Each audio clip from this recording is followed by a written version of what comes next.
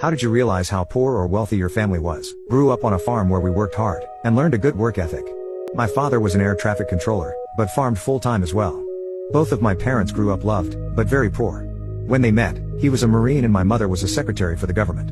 After they married, my dad got on with the FAA, moved out of the city and purchased 100 acres, very cheaply, that had an old farmhouse on it. My brother and I were born a few years later. By then, the farmhouse had been updated, and that's where we were raised. Growing up, my dad would continue buying land around or near us.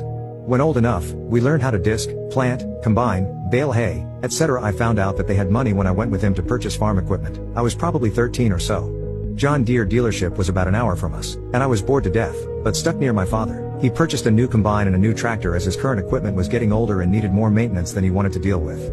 I almost passed out when I saw what the prices were.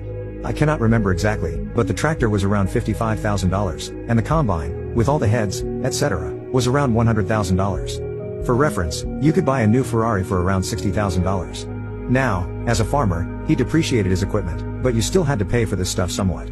As I got older, I understood how things worked, equipment/land, farming in general. I'm older now, my parents passed away, and I live on the same farm with my wife. My daughter was raised here.